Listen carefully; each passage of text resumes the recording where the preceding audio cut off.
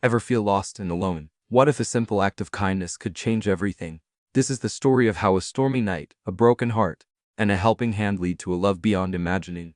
Hey, dear members of the Soul Stories family, today we will bring you a romantic love story. So, let's get started. Don't forget to subscribe to our channel so you don't miss any meaningful stories. Chapter 1, Prologue, A Hug. A light drizzle fell steadily on the cobblestone streets of Portland, Oregon, like a thin veil draped across the gray sky. It was late October, and the autumn air carried the characteristic chill of the Pacific Northwest. Emily Carter, 29, stepped out from the back door of Powell's Books, the city's most famous used bookstore, dragging a heavy black trash bag behind her. She wore a faded yellow raincoat with worn sleeves, her damp light brown hair clinging to her cheeks. Her old rubber boots hit the ground, making soft, squelching sounds on the wet alley pavement that led behind St.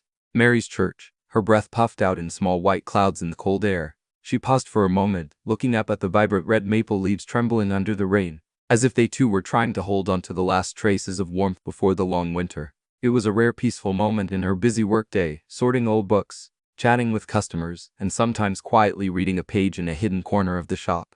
But then a strange sound broke the stillness, a stifled, broken sob echoing from the deep shadows of the alley. Emily tilted her head, listening. The crying wasn't loud, but it carried a pain she could feel, like an old wound torn open. She set the trash bag down, wiped her hands on her faded canvas apron, and walked slowly toward the sound. The rain soaked through her coat, making her shiver slightly, but she didn't care. Something about that cry stirred her heart, an instinct she couldn't explain. As she drew closer, the faint glow of a distant street lamp illuminated a figure. A man sat slumped beside a dumpster, his head bowed, shoulders shaking. He wore an expensive black suit, but it was disheveled, soaked, and stained from the ground. His polished leather shoes were caked with mud, and his hand clutched a small, glinting object, a gold wedding ring, lying abandoned on the pavement like a discarded promise. He didn't look up, only continued to cry, his suppressed sobs as if he were trying to hide his pain from the world. But failing, Emily stood still for a moment, her breath blending with the patter of the rain. She didn't know who he was or what had reduced a man in such an elegant suit to this broken state. But she understood that feeling, the sense of loss, of emptiness, like when she stood by the graves of her parents and little brother after the car accident 7 years ago, or when she discovered her fiancé, the man she'd trusted completely, embracing her best friend in the apartment they'd chosen together. 3 years since canceling her engagement. She'd learned to keep going, not by forgetting, but by opening her heart to those who needed her. And right now, this man clearly needed someone. Without another thought, Emily stepped forward and knelt beside him. Her knees touched the cold ground, rainwater seeping through her thin jeans, but she didn't notice. She placed a hand on his shoulder gently, the way she'd once comforted children lost in the bookstore looking for their mothers. He flinched, looking up briefly, his eyes red and blurred with tears and rain, then dropped his head again as if ashamed to be seen at his weakest.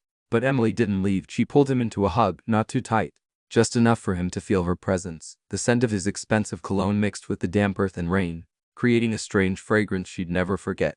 "You don't have to say anything," she whispered, her voice soft but firm, like a promise. "I'm just here." He didn't reply, but she felt his body gradually relax in her arms. His crying quieted, blending into the steady sound of the rain.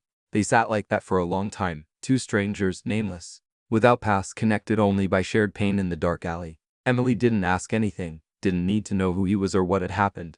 To her, sometimes a hug was enough to say what words couldn't reach. Finally, when his sobs stopped completely, Emily let go. He still didn't look up, just silently wiped his face with a wet sleeve. She stood, intending to leave, but then her eyes caught the wedding ring lying on the ground.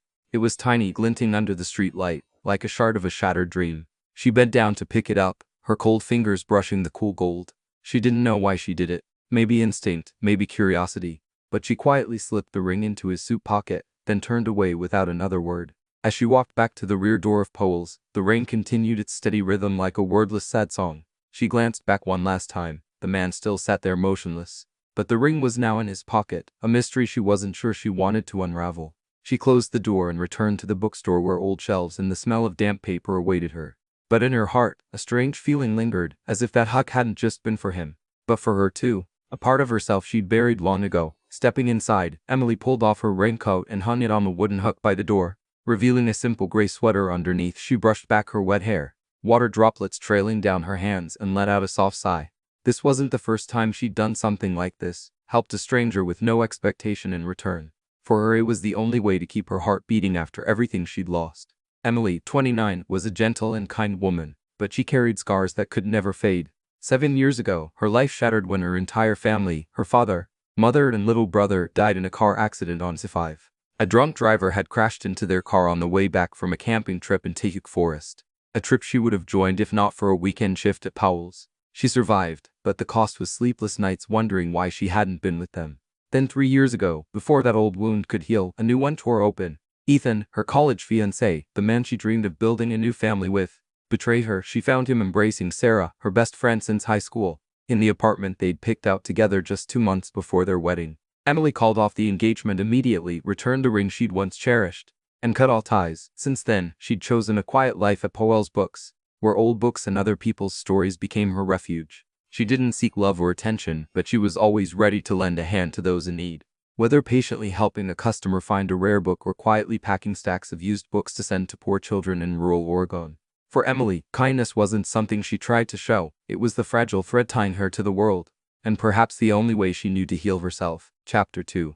The groom left behind. The next morning, Portland awoke to a rare, restless energy. The rain had stopped, leaving shimmering puddles on the sidewalks and a faint scent of damp earth in the air. Emily stood behind the counter at Powell's Books, flipping through the pages of an old book about Northwest trees when Jade, her short-haired, green-eyed co-worker, strode in and slapped the latest issue of a Week onto the counter with a loud thwack, her voice brimming with excitement. "Have you seen this?" Emily looked up, her light brown eyes scanning the bold headline. Tech billionaire Alexander Reed left at altar, fiancé vanishes before vows. Below it was a blurry photo of a man in a suit standing before an elegant but empty wedding reception table. The article detailed how Alexander Reed, 32, CEO of a prominent social tech company, had been abandoned by his fiancée just before their wedding at a luxurious downtown Portland hotel. No explanation, no trace. The bride simply disappeared 2 hours before the vows. Jade giggled, shaking her head. Drama like this, a whole city will be buzzing for a week. They say he's cold as ice, but getting ditched like this probably melted him down to water. Emily gave a faint smile, but didn't reply. She didn't care for gossip. Yet the name Alexander Reed stirred an odd feeling in her, like an unclear puzzle piece. So she closed the book and turned back to sorting a stack of children's books slated for the Gresham Community Library by the weekend. The news spread through Portland like wildfire. By noon, Stumptown Coffee, a few blocks from Powell's, was abuzz with whispers from hipster groups clutching artful lads, eagerly discussing the jilted billionaire. Some joked that he probably programmed an AI bride that glitched and deleted itself. While on social media, the hashtag Reddle left a cult or climbed the ranks with paparazzi shots of him leaving the hotel, face impassive, eyes hidden behind dark sunglasses. But no one knew that the night before he'd been slumped in the alley behind St. Mary's Church, broken in the arms of a stranger, and Emily, the one who'd held him, had no idea the name in the headlines belonged to that same man. 3 days later, the bell above Powell's door jingled as a man stepped inside. Emily was perched on an old wooden ladder, holding a stack of hardcovers when she heard steady footsteps approaching. She turned and her heart skipped a beat.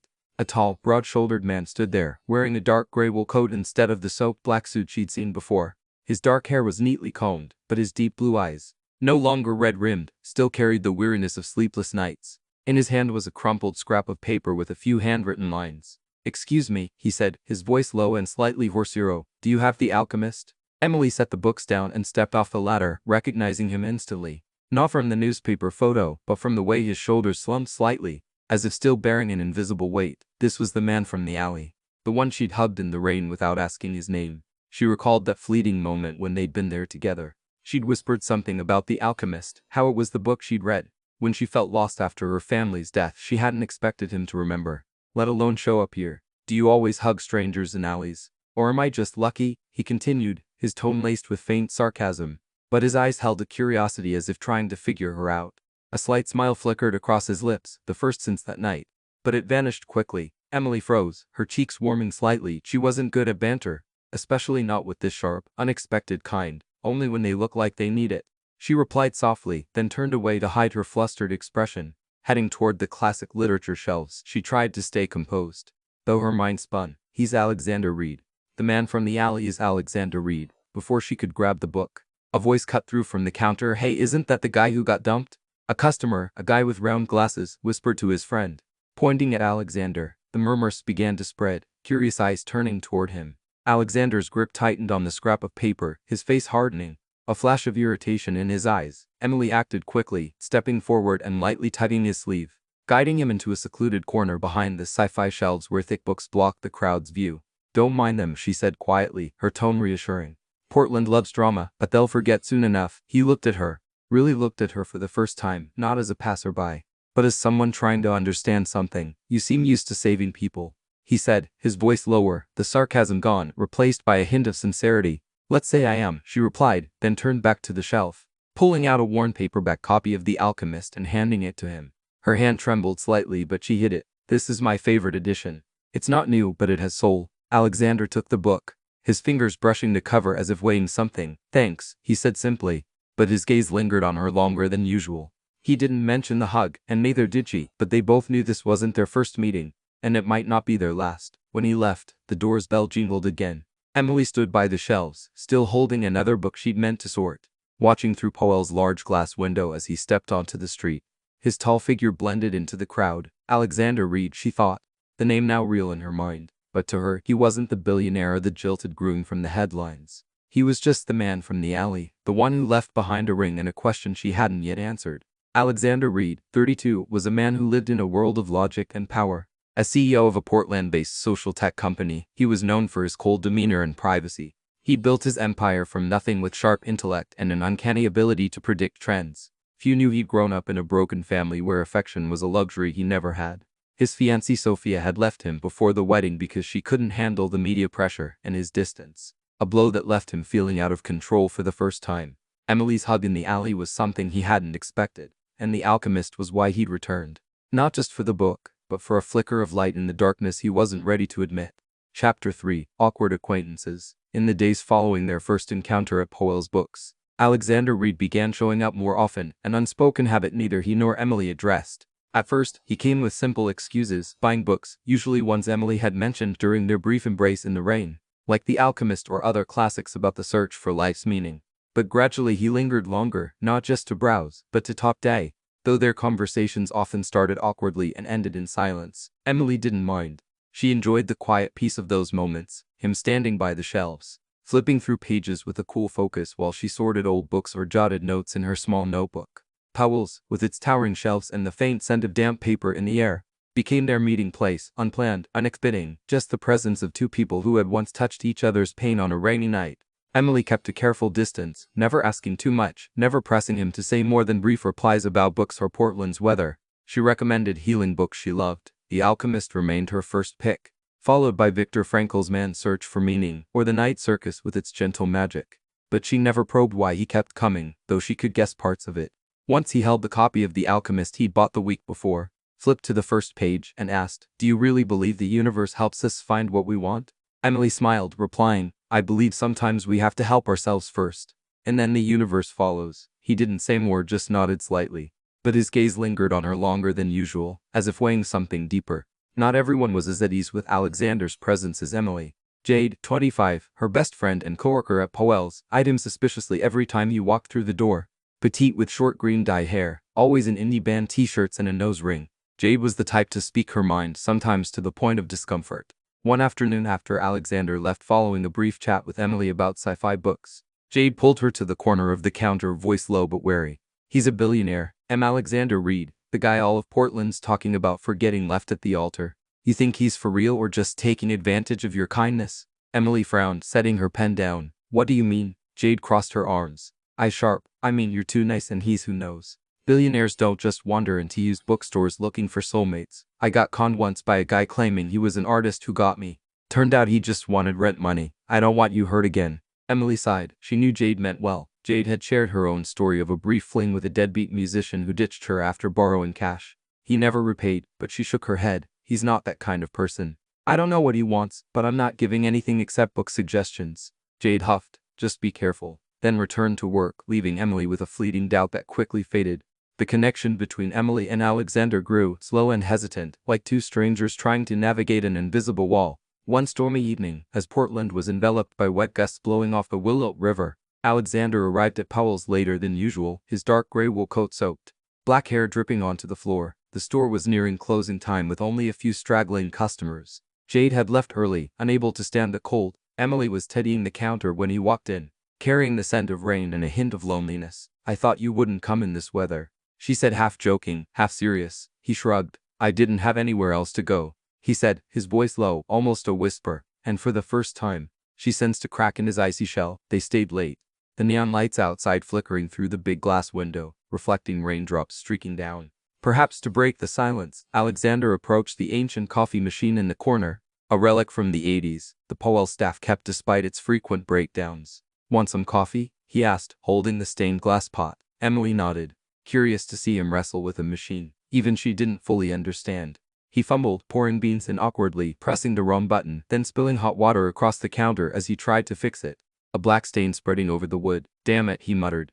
The first time she'd seen him lose his cool, and she couldn't help it. She burst out laughing, a clear sound cutting through the stillness. Alexander looked up surprised, then a rare smile tugged at his lips. "I'm not that bad, am I?" Emily shook her head, still laughing. "No, you just look like a kid doing chores for the first time." In that moment, under Powell's warm golden light, he looked at her as if seeing sunlight after a long winter, and she, though she wouldn't admit it, felt her heart lighten. That night, once the coffee machine finally cooperated and they sat across from each other with steaming mugs, Alexander opened up unexpectedly. She left because she couldn't handle the pressure. He said, eyes on his cup, voice flat like he was recounting someone else's story. "The media living with someone like me, cold, distant," she said. "I don't blame her, but I don't know how to be different." Emily listened, her hands tightening around her mug, then replied soft but steady. "I used to think I wasn't good enough. My ex-fiancé cheated with my best friend right before our wedding. I wondered what I did wrong, but then I realized it wasn't my fault. I got through it by helping others because then I stopped thinking about my own pain." Alexander looked up, his eyes meeting hers, and for the first time, they weren't just strangers, they were two broken people trying to piece themselves back together. When he left, the rain still fell steadily outside. Emily stood behind the counter, watching his figure fade through the glass. She didn't know what was starting between them, but she felt a shift. Nothing grand or clear, just a small spark, like Powell's light on old book pages, enough to make her look forward to the next time. Chapter 4. The start of something warm. As time passed, the awkward encounters between Emily and Alexander at Powell's books became an essential part of their lives, though neither acknowledged it aloud. One afternoon in early November, with Portland still clinging to the crisp chill of autumn, Alexander walked into the bookstore with an unusual determination, holding a small ticket stamped with the Portland Book Festival logo, the city's biggest book event, where authors, publishers, and thousands of book lovers gathered each year. He set the ticket on the counter where Emily was labeling a stack of old books, and said in a low, steady voice, "Come with me next week." Emily looked up, her light brown eyes flashing with surprise, then shook her head with a faint smile. "I'm not good with crowds, you know that. Thousands of people crammed into a convention center. It sounds suffocating just thinking about it." Alexander tilted his head undeterred. "I don't like crowds either, but I thought you'd enjoy the used book stalls there. They even have a section for kids' books like the ones you send out." She studied him, noticing a spark in his eyes, not the usual cool detachment, but a rare sincerity, but she still declined. "I'll think about it.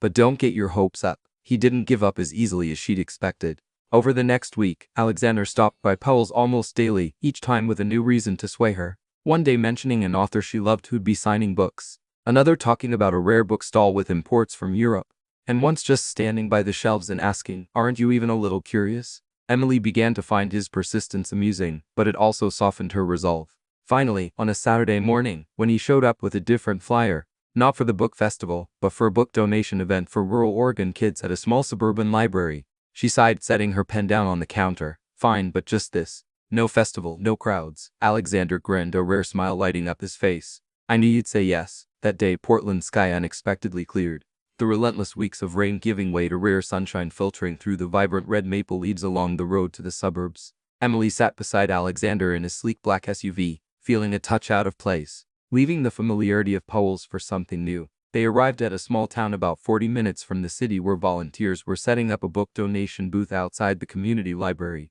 The atmosphere was lively but not overwhelming, with wooden tables piled with children's books, a few kids darting around and open boxes, and the scent of coffee wafting from a tiny indie cafe across the street.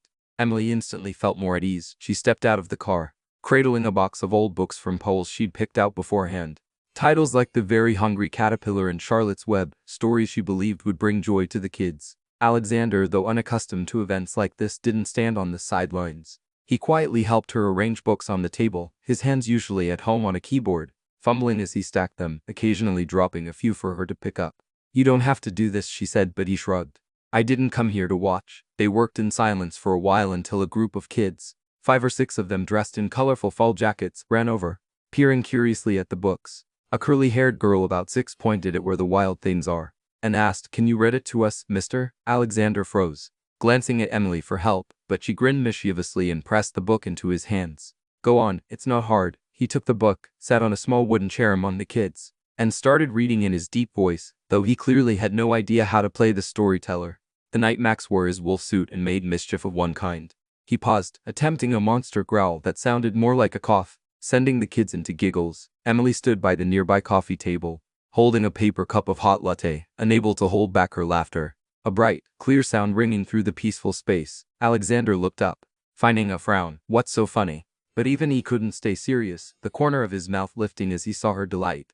The kids clapped and shouted, "Keep going, Monster Man," and he obliged, adding a bit more expression this time, though still clumsy enough to knock over a water cup nearby. Emily watched him, sunlight streaming through the cafe window, and for the first time, she thought he wasn't the cold man from the alley anymore. He was someone learning to open up little by little. The donation event wrapped up by late afternoon, the sun dipping behind distant hills, painting Oregon's sky a brilliant orange. On the drive back, Alexander was quiet for a while, then said suddenly, "I've never done anything like today. I mean for other people with no gain." Emily turned to him slightly surprised. "So why did you?" He kept his eyes on the road, his voice low but firm. "Because of you. You make it look easy. Like helping others is the most natural thing in the world." She didn't reply right away, just smiled, a warmth spreading through her like the rare sunshine of that day. A few weeks later, Alexander surprised her again. One morning, he arrived at Poel's not with a book or a question, but with a bigger idea. Inspired by the donation event, he funded a mobile library, a small truck filled with books to travel to remote Oregon areas where kids rarely got new reading material.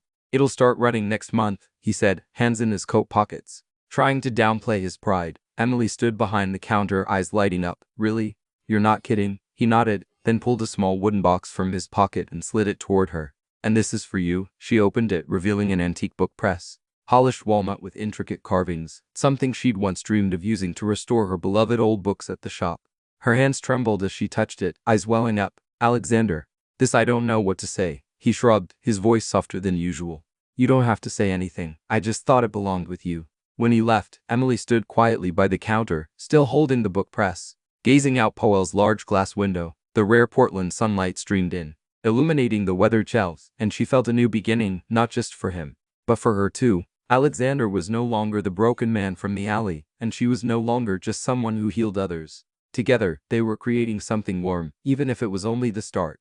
Chapter 5: Ghosts from the Past. Winter arrived in Portland earlier than usual, bringing biting winds that swept through the cobblestone streets and rattled the large glass windows of Poel's books. Emily stood behind the counter, sorting a stack of newly arrived books, her heart lighter than ever after the warm days spent with Alexander. Their relationship had no label, no promises, but she felt a growing connection. Not love, at least not yet, but something genuine, like two imperfect puzzle pieces fitting together. Alexander still visited Powell's regularly, sometimes bringing coffee from Stumptown, sometimes just standing quietly by the shelves and asking about the old books she loved. She began to think that perhaps after all her losses, she was finding a place to belong.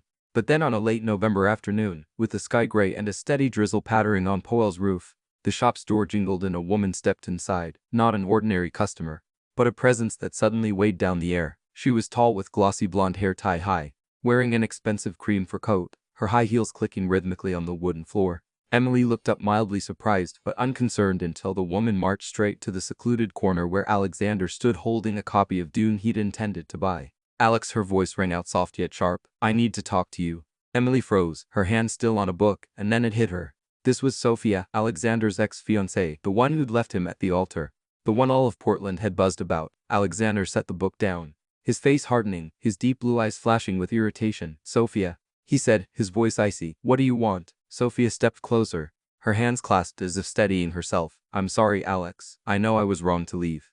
The pressure, the media, everything. I couldn't handle it, but I've thought it over. I want to come back to fix things." Her voice trembled, her eyes glistening as if on the verge of tears. But Alexander shook his head, cutting her off. "No, Sophia, I don't want to hear it. You chose to leave and I've accepted that. There's nothing left between us." Sophia stood still, her lips pressed tight, then turned away, but not before whispering, "You'll regret this." Emily hadn't meant to eavesdrop. She was in the back stock room a few meters away holding a box of old books she'd planned to shelve through a narrow gap in the door. She had intentionally witnessed it all, the way Sophia touched his shoulder, the flicker of hesitation in his eyes for a split second before he refused. Her chest tightened, not from jealousy, but from an old fear resurfacing. The fear that she wasn't enough, that she was just a stand-in, a temporary balm for a broken heart. She stepped back, leaning against the shelves, her trembling hand brushing the copy of The Alchemist she always kept close like a talisman. The book's words echoed in her mind. When you want something, all the universe conspires to help you. But in that moment, she wondered, did the universe truly want her here? Or was she just fooling herself? For the rest of the day, Emily couldn't focus. She dropped a book, mixed up a customer's coffee order, and when Alexander approached the counter to ask if she was okay, she forced a smile. I'm fine, just a little tired. He didn't push. But his eyes, once bright when he read to the kids, now felt stifling. She began to rethink everything. His visits to Powell's, the stories he shared, the book press he'd given her. Was he just using her to forget Sophia? Was she merely a placeholder? A kind soul he leaned on when no one else was there? The thought lodged in her mind like a small knife piercing old scars. The car accident that took her family, Ethan's betrayal, and she told herself, I can't let it happen again. At night in her small East Portland apartment, Emily stood before her personal bookshelf, running her fingers over The Alchemist. Her eyes blurring with tears, she recalled his words about Sophia. She couldn't handle my coldness and wondered if he truly rejected her or if it was just a moment of hesitation he'd later reconsider. She flipped open the book, rereading her favorite line. When you want something, but this time it didn't comfort her. She snapped a chat, sat at her table, and wrote a resignation letter to Powell's manager. She couldn't stay, couldn't keep being someone's temporary fix, even if that someone was Alexander. She decided to leave not just Powell's but Portland for Seattle, where a nonprofit educational organization had offered her a job months earlier. It was a chance to start over, to focus on helping others without risking her heart again. Jade was the first to know, and she wasn't happy. The next morning when Emily arrived at Powell's to submit her letter, Jade dragged her to the counter's corner, her voice sharp. What are you doing? I'm quitting. Moving just because that billionaire talked to his old flame. Emily sighed, trying to explain. It's not about him, Jade. It's about me. I don't want to get caught in that cycle again. Trusting someone, then finding out I'm not enough. Jade crossed her arms, eyes piercing. You're always helping others, always healing them. Why not yourself? Running away like this, you're letting him win or letting the past win. Emily shook her head, her voice quiet but firm. I'm not giving up. I just need time to figure out what I want. Jade huffed, turning away, but not before muttering, I'll miss you, but I hate how you're running like this. Before leaving Portland, Emily did one last thing. Late that evening, after Powell's had closed, she used her staff key to slip inside. She walked to the secluded corner where Alexander often stood, placing The Alchemist on the small table he used for reading, along with a handwritten note. Find your treasure. She wrote nothing more, offered no explanation, and quietly left, taking the book press he'd given her and a small suitcase of clothes. The next day, she boarded a Greyhound bus to Seattle, staring out the window as Portland faded behind the hills. Her heart empty yet relieved. She didn't know if she was right or wrong, but she knew she needed distance from Alexander, from Powell's, from the hope she'd begun to build. Back in Portland, Alexander stepped into Powell's a few days later, looking for her as usual, only to find Jade behind the counter, her gaze cold. She's gone, Jade said, sliding The Alchemist toward him. She left this for you. He took the book, read her note, and for the first time in months, he felt an emptiness he couldn't explain, not because of Sophia, but because of Emily, who left without a goodbye. Chapter 6. The search. The day Emily left, Alexander had no idea, still caught up in meetings and plans for the mobile library he'd funded because of her. But when he stepped into Powell's Books one weekend afternoon, carrying a Stumptown coffee as usual, he sensed something was off. The counter was empty, no sign of Emily with her gentle smile or deft hand sorting books. Jade stood there instead, her gaze cold, and before he could ask, she slid The Alchemist toward him, her voice flat. She's gone. Left this for you. He took the book, his fingers tracing Emily's handwritten note. Find your treasure. And for the first time in his life, Alexander Reed, a man always in control, felt panic. He looked at Jade, his voice urgent. Gone where? When? Jade shrugged. Seattle a few days ago. She didn't say much. But I'd guess it's because of you and that blonde ex of yours. He stood frozen, the book heavy in his hands, a wave of loss washing over him unlike anything since Sophia left. But this time it cut deeper because he realized too late that it wasn't just hurt. It was love, something he hadn't recognized until she was gone. Alexander couldn't sit still. He left Powell's immediately, The Alchemist tucked into his coat pocket, and began scouring Portland for her, as if she might just be hiding somewhere in the city. He drove to the Multnomah Library, where she'd once mentioned loving to read on her days off, but found only silent shelves and strangers flipping pages. He stopped by Voodoo Donut, where she'd once bought a box of pink frosted donuts for the kids at the donation event, asking the staff if they'd seen a light brown-haired girl in a yellow raincoat. But they shook their heads, busy with an endless line of customers. He returned to Powell's daily, hoping Jade might relent and give him more clues. But she just stared at him with a mix of anger and pity. She doesn't want you to find her red, let her be. But he couldn't. Not with the book she left him weighing in his hands like a reminder. A compass he didn't know how to read. Days passed and Portland turned into a maze of memories. Every street corner, every cafe stirring thoughts of her. One drizzly morning, walking through the Pearl District, he glimpsed a brown-haired girl in a faded yellow raincoat stepping out of a small flower shop. His heart pounded. He shouted, "Emily," across the street, his voice echoing over the hum of traffic and pattering rain. The girl turned, but it wasn't Emily, just a stranger with startled eyes, looking at him like he'd lost his mind. "Sorry, my mistake," he mumbled, turning away, his face hot with embarrassment. Though a foolish spark of hope flared that she might still be nearby, he stood in the rain for a moment, clutching the alchemist in his pocket, wondering if she truly left him, or if he just hadn't found the right place. After a week of fruitless searching in Portland, Alexander widened his hunt. He recalled a passing conversation when Emily mentioned Seattle. She'd once talked about a nonprofit educational organization there that had offered her a job, which she turned down to stay at Powell's. It was his only lead. And he didn't hesitate. He drove up I-5, the 170-plus-mile stretch from Portland to Seattle, carrying her book like a talisman, his heart heavy but unable to stop. Seattle greeted him with a gray sky, no different from Portland's. But the pace here was faster, louder, with towering buildings and bustling crowds. He didn't know where to start, only drove through neighborhoods, checked public libraries and used bookstores, even asked around Pike Place Market with the slim hope someone might have seen her. But no one knew an Emily Carter, and he began to feel like a fool chasing a shadow she didn't want him to catch. Then on a weekend afternoon, just as he was about to give up, he spotted a flyer taped to a lamp post near Capitol Hill, an event by a nonprofit educational group reading Story Time for Immigrant Children, bringing knowledge to the community. He wasn't sure if it was her organization, but instinct told him to go. He drove to the location, a small, warm community center with pale yellow walls and the sound of children's chatter spilling out.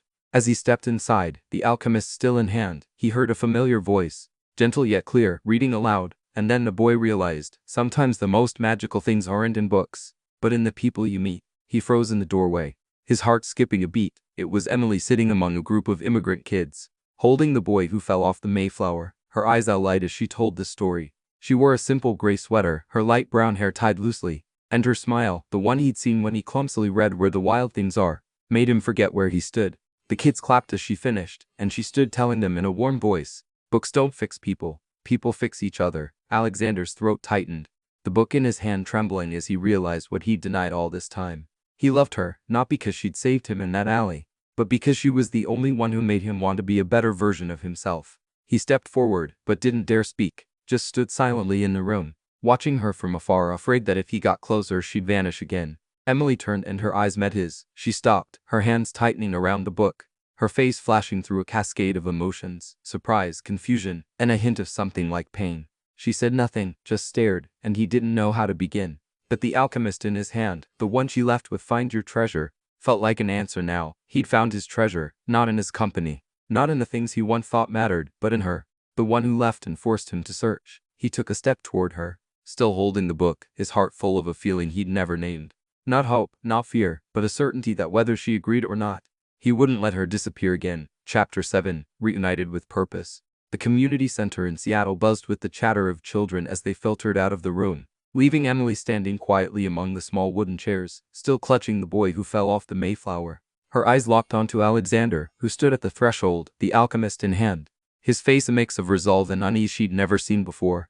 The space between them grew heavy, as if all the days apart, the misunderstandings and the pain converged in the single moment. Emily opened her mouth to speak, but hesitated, unsure where to begin. Alexander stepped forward, each footfall echoing on the old wooden floor, and when he was just a few steps away he stopped, his voice low and trembling. "Emily, I'm sorry," she frowned, a flicker of doubt in her eyes. But he didn't let her interrupt. He held up the alchemist as if it were proof of what he was about to say. "I didn't know where you'd gone. Didn't know what you were thinking, but when I saw you and Sophia talking that day, I turned her away." I didn't waver, not for a second. "She's the past, and I don't want her back. But I didn't realize you'd seen. Didn't realize you thought I still cared. I searched for you all over Portland, then came here because I couldn't let you go without making things clear." Emily stood still, her grip tightening on her book, her heart swirling between old pain and new spark of hope. "Why didn't you say it sooner?" she asked, her voice quiet but sharp. He sighed, his gaze meeting hers. "Because I was an idiot.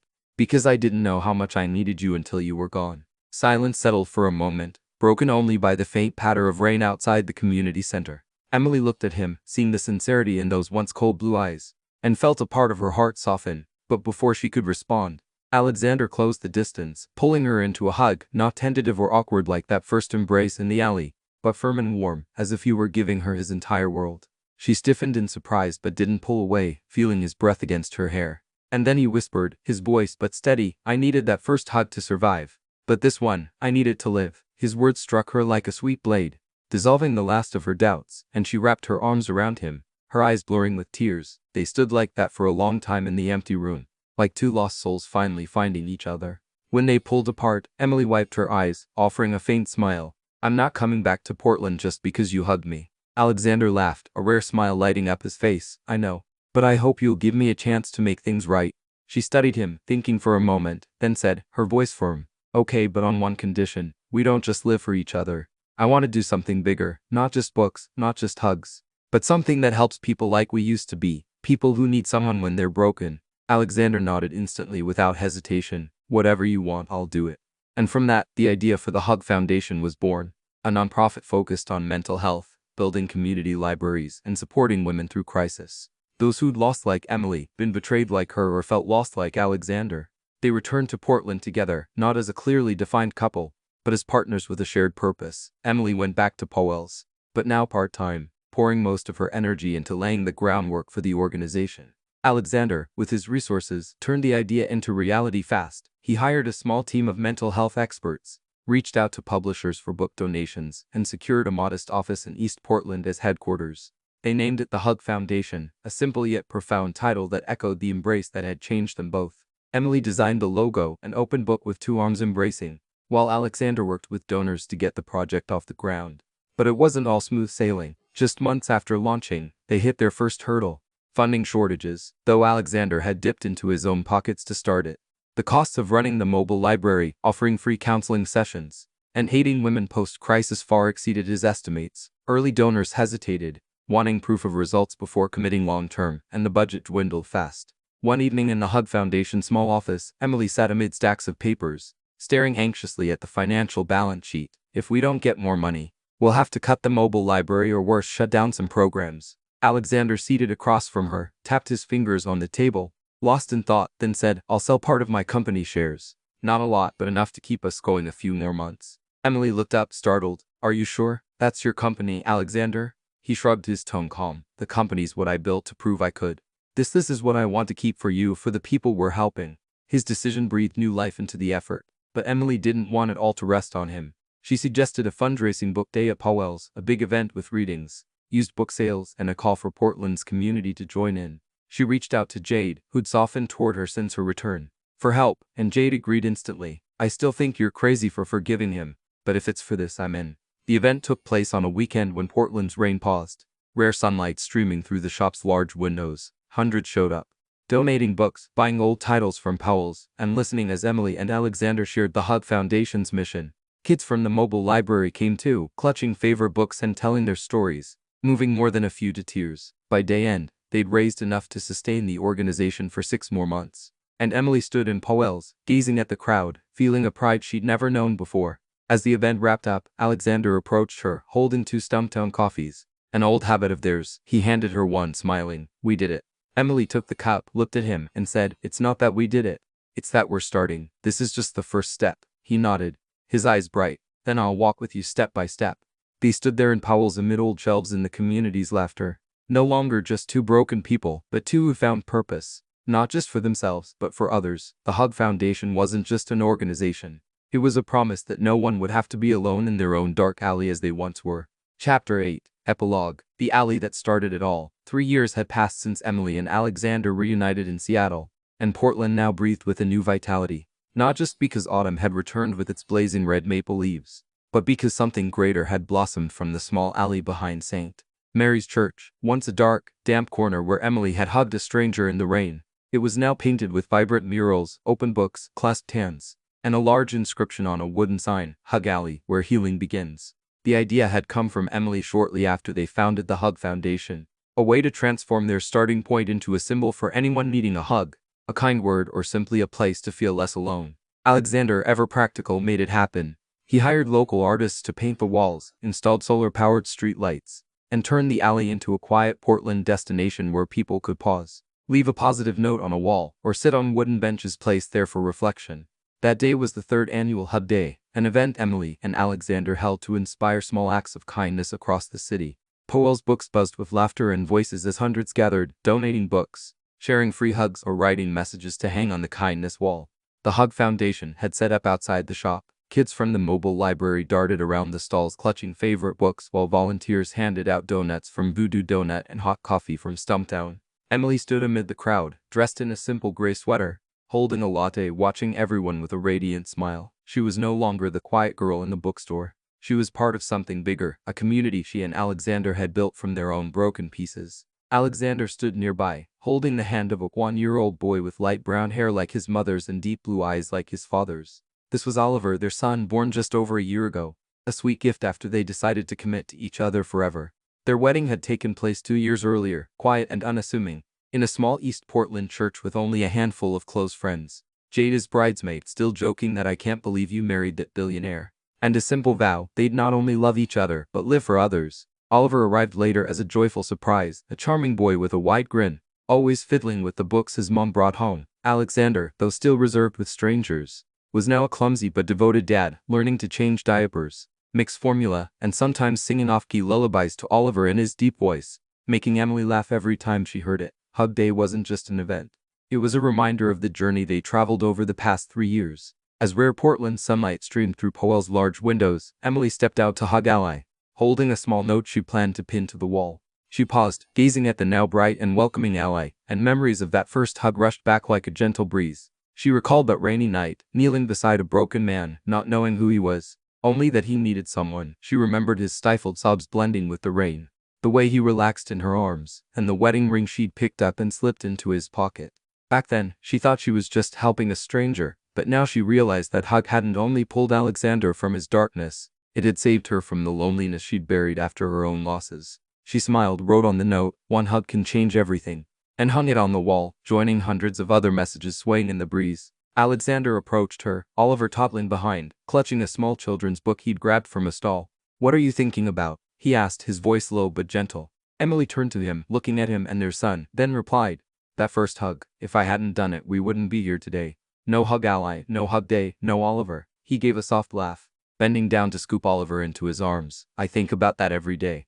You saved me, Emily." And not just that night. She leaned her head against his shoulder, feeling the warmth of him and Oliver, and for the first time in years, she felt whole, not just because she'd found love, but because she'd found purpose, a family, and a way to embrace the world.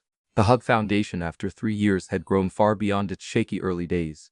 Thanks to fundraisers and community support, they'd expanded the mobile library to neighboring states like Washington and Idaho, added more free mental health counseling sessions, and built a small center dedicated to women post-crisis, a place where they could learn skills, read books, or simply find a safe space to heal. Emily and Alexander didn't stop there. They kept working together, now balancing their efforts with raising Oliver. Some nights they sat in the foundation's small office, Oliver asleep in a crib nearby, planning new projects. Other days they brought him to community events, raising him with the understanding that happiness comes not just from receiving, but from giving. As Hug Day drew to a close, the sun set behind Oregon's hills, painting the sky a brilliant orange. Emily and Alexander stood in Hug Alley, Oliver in his stroller beside them, still hugging his little book, his eyes drooping with sleep. They watched the crowd disperse, smiles on their faces. An elderly man approached, thanking them for the joy the mobile library brought his grandkids. A young woman hugged Emily, saying the women's center had helped her stand again after her husband left. These moments, small but meaningful, were why they never gave up. Emily turned to Alexander, taking his hand. "We've done it, haven't we?" He squeezed her hand, replying, "No, we're still doing it, and I'll be here with you always."